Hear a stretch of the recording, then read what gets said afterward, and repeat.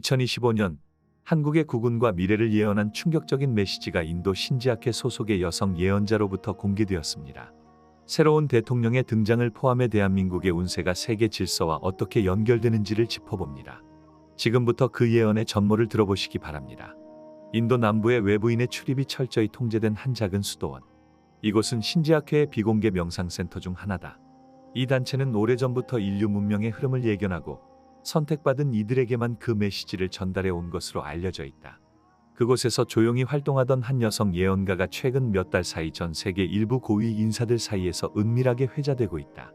그녀의 이름은 아누마 라즈비. 1971년 인도 마하라슈트라주에서 태어난 그녀는 어린 시절부터 기이한 꿈과 빛의 음성이라 불리는 신비한 체험을 반복했다. 신지아케는 그녀의 영적 감흥 능력을 수년간 관찰한 끝에 33세가 되던 해 그녀를 내부 전원 서클의 예언 전승자로 공식 인정했다. 그 이후로 그녀는 외부에 거의 노출되지 않았으며 단 한 번도 언론의 모습을 드러낸 적이 없다.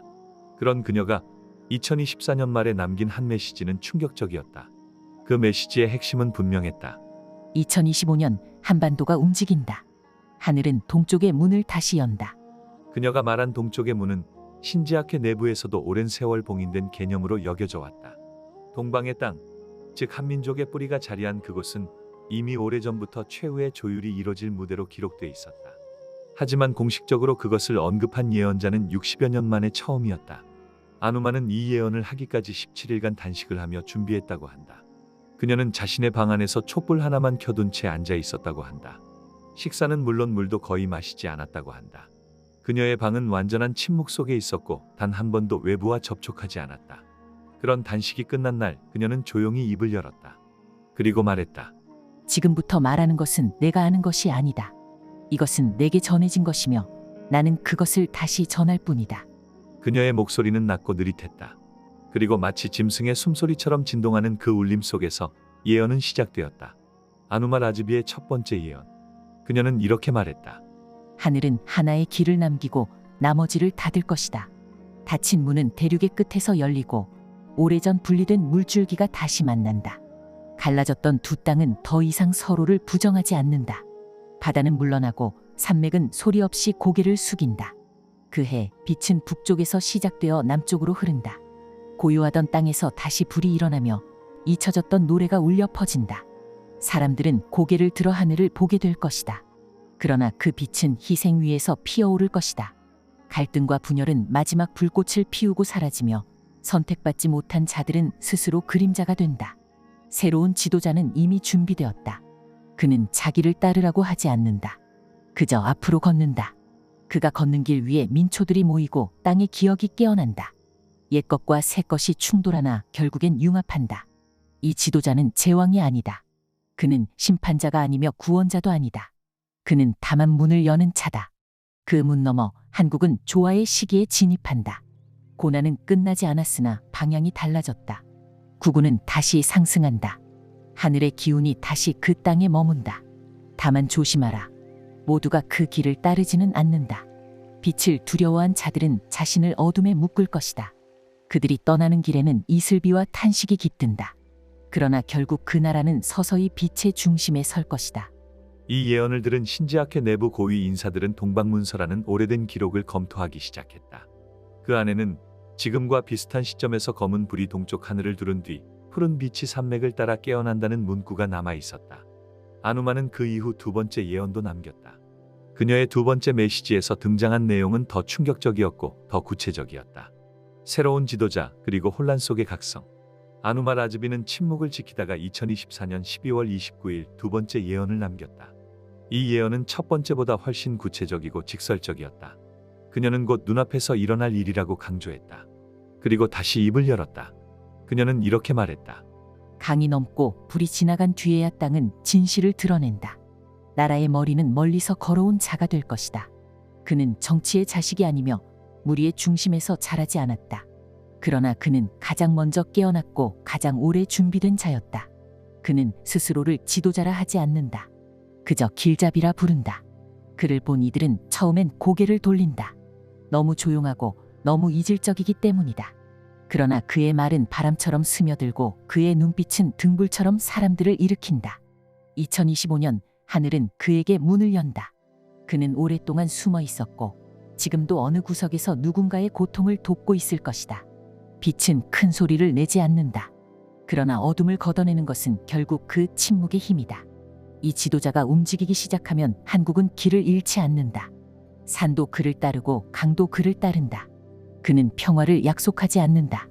다만 혼란 속에서 방향을 제시한다.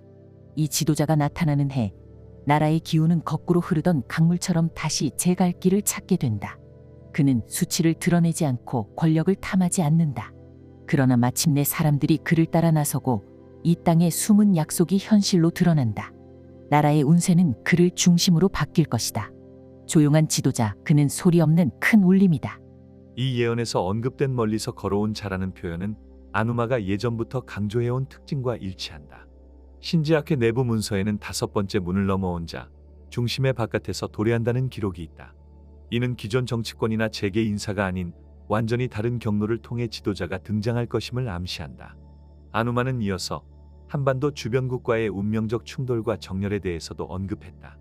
그녀는 2025년 이후 3년간은 선택의 시간이 될 것이라 경고했다. 그녀는 이렇게 말했다. 2025년 하늘은 조용히 1000개의 실을 움직인다. 그러나 실은 마침내 하나의 직물로 엮인다. 한국의 남쪽은 물결을 일으키고 북쪽은 돌처럼 침묵한다. 그들은 서로를 모른 척하나 결국 한 개의 뿌리에서 나온 나무임을 알게 된다. 바람은 북에서 불고 씨앗은 남에서 움튼다. 이 둘은 충돌하며 피어오르나 결국 서로 없이는 완성되지 못한다. 일본의 하늘은 가라앉고 서쪽에 거이는 것엔 파도를 피할 방패를 찾는다. 그러나 그 방패는 이미 한국에 있다. 동쪽의 천지가 흔들리는 해, 이 땅은 오히려 가장 조용한 불빛이 된다. 많은 자들이 이 땅을 향해 길을 찾고 떠났던 자들이 돌아온다. 그리고 하늘은 하나의 징표를 내릴 것이다. 하얀 나무꽃이 산골짜기에 피고 그 아래에서 한 아이가 노래를 부른다. 그 아이는 지도자가 아니나 이 민족의 영혼을 기억하는 자이다. 이 예언은 일부 해석자들에 의해 혼란 후 통일, 외부 국가의 붕괴, 한국의 방패 역할 등을 뜻한다고 여겨졌다. 특히 서쪽의 거인이 방패를 찾는다는 구절은 지정학적 대립에서 대한민국의 전략적 가치가 더욱 부각될 것을 암시하는 문장으로 해석된다. 시련을 통과한 자만이 새벽을 맞이한다. 아누마 라즈비는 세 번째 예언을 목소리가 아닌 글로 남겼다. 그녀가 손으로 쓴 이 문장은 신지아케의 최상위 기록실에만 보관되어 있으며 2025년 1월 이후 제한적으로 해석되기 시작했다. 이 예언의 주제는 단 하나였다. 2028년 인류 전체가 시험대에 오른다. 그녀는 이렇게 썼다. 새해가 지난 뒤 하늘과 땅은 잠시 등을 돌린다. 불이 바다를 덮고 물이 산을 넘을 것이다. 서쪽은 불로 동쪽은 물로 시험받는다. 탐욕과 허영은 가장 먼저 무너지고 목소리가 컸던 자들은 가장 먼저 침묵에 잠긴다. 2028년 하늘은 세 가지를 지운다. 기억, 권위, 그리고 거짓이다. 진실은 고통 속에서 깨어난다. 남쪽의 나라들은 기도할 것이고 북쪽의 강들은 길을 바꿀 것이다. 그러나 동방의 중심은 서서히 빛을 간직한 채 거대한 어둠을 통과한다. 이 어둠은 단순한 자연의 징벌이 아니라 인간의 선택을 되묻는 시련이다. 이 땅에 사는 자들 중 스스로를 낮추는 자들은 살아남을 것이다. 바람 앞에 고개를 숙이는 나무는 뿌리가 더 깊어지기 때문이다. 이 시련을 지나면 진짜 리더가 누구인지 드러난다. 그는 말로 앞서지 않고 몸으로 견뎌낸 자다. 그는 이미 불을 지나왔고 물을 건넜으며 진흙 위에서도 걷는 법을 배운 자다. 그를 중심으로 땅은 말을 잃고 대신 노래를 부른다. 구구는 이때 반짝임이 아니라 깊이로 측정된다. 아누마는 예언을 통해 분명히 경고하고 있었다. 2025년은 문이 열리는 해였고 2028년은 그 문을 통과한 자들을 가려내는 시기라는 것이다. 그녀는 다시 한 문장을 남겼다. 한국은 이 해에 세 가지를 얻는다. 하나, 스스로의 정체성. 둘, 외부로부터의 인정. 셋, 내부의 조화. 그러나 그 셋은 시련 없이는 절대 오지 않는다. 이 대목은 대한민국이 자연재해나 지정학적 위험만이 아닌 국민 내부의 갈등과 가치관 충돌이라는 더 깊은 시험을 치르게 됨을 시사한다. 신지아케 내부에서는 이 2028년 예언에 대해 다음과 같은 해석을 내렸다. 불의 바다는 화산 혹은 산업재해, 물의 덮침은 기후로 인한 대홍수나 해안 침식, 기억의 삭제는 역사적 재해석 혹은 정체성의 혼란, 권위의 붕괴는 기존 정치 구조의 와해, 거짓의 지움은 정보와 권력의 재편. 그녀는 이어서 2029년부터의 변화에 대한 짧은 구절도 남겼다.